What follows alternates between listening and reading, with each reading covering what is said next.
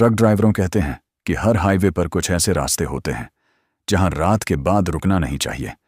मैं इन बातों पर कभी विश्वास नहीं करता था, लेकिन 3 साल पहले एक रात मेरे साथ जो हुआ, उसके बाद मेरी सोच पूरी तरह बदल गई। उस रात समय था लगभग 2:15 AM। हाईवे बिल्कुल सुनसान था और हल्की बारिश हो रही थी। तभी मुझे सड़क के किनारे एक सफेद साड़ी पहनी हुई औरत दिखाई दी।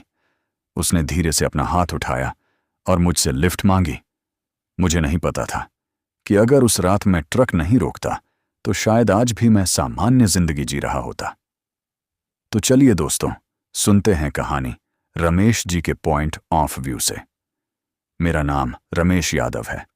मैं पिछले 12 साल से ट्रक चला रहा हूं।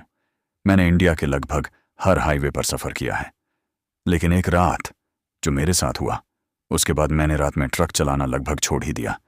ये बात लगभग 3 साल पहले की है। मैं चेन्नई से मुंबई की तरफ एक बड़ा कंटेनर ट्रक लेकर जा रहा था। रात का वक्त था, लगभग 2 बजे। बारिश हल्की हल्की हो रही थी और हाईवे बिल्कुल सुनसान था।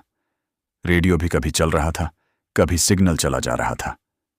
मैं नॉर्मली रात में ड्राइव करता हूं, इसलिए मुझे इतना डर नहीं लगता, लेकिन उस रात पता नहीं क्यों अजीब सा फीलिंग हो रहा था। लगभग 2:15 AM पर मुझे रोड के साइड एक औरत खड़ी हुई दिखी। वह सफेद साड़ी पहने हुई थी और बारिश में भी बिल्कुल हिल नहीं रही थी, जैसे किसी का वेट कर रही हो। जैसे ही मेरा ट्रक उसके पास से गुजरने वाला था, उसने हाथ हिलाकर लिफ्ट मांगी। मैं थोड़ा कंफ्यूज हो गया। इतनी रात को हाईवे पर कोई औरत अकेली क्या कर रही है, लेकिन इंसानियत के नेटे मैंने ट्रक रोक दिया। वो धीरे धीरे चलकर ट्रक के पास आए और बिना कुछ बोले पैसेंजर सीट पर बैठ गई। उसका चेहरा बालों से आधा छुपा हुआ था। ट्रक फिर से चलने लगा। 5 मिनट तक ट्रक में बिल्कुल खामोशी थी।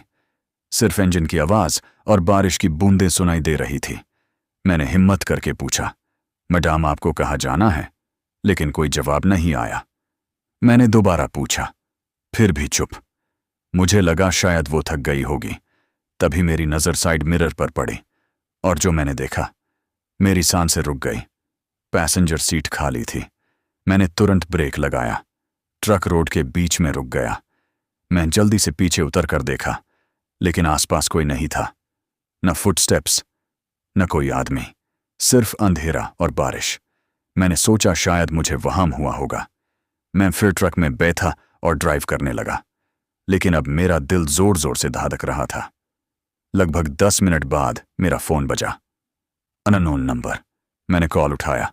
दूसरी तरफ से एक बहुत ही धीमी और ठंडी आवाज आई, ड्राइवर, मुझे रास्ते में क्यों छोड़ दिया? मेरे हाथ कांपने लगे। मैंने तुरंत पीछे मिरर में देखा और इस बार वो औरत पीछे वाली सीट पर बैठी हुई थी। उसका चेहरा धीरे धीरे ऊपर उठ रहा था। उसकी आंखें लाल चमक रही थी और उसका चेहरा पूरा जाला हुआ था।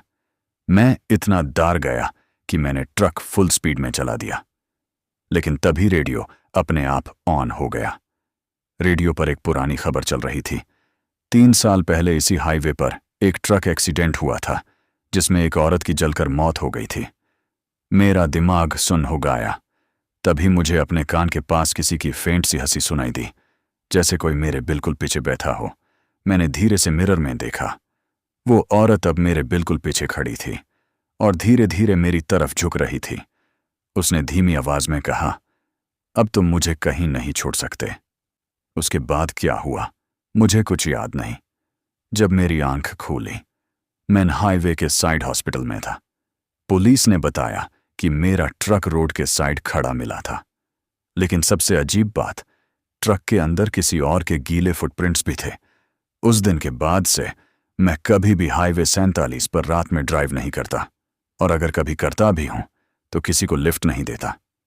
दोस्तों, अगर आपको स्टोरी पसंद आई हो तो अंधेरी आवाज चैनल को सब्सक्राइब कीजिए, क्योंकि यहां पर आपको दिल आ देने वाली हॉरर कहानियां मिलेगी।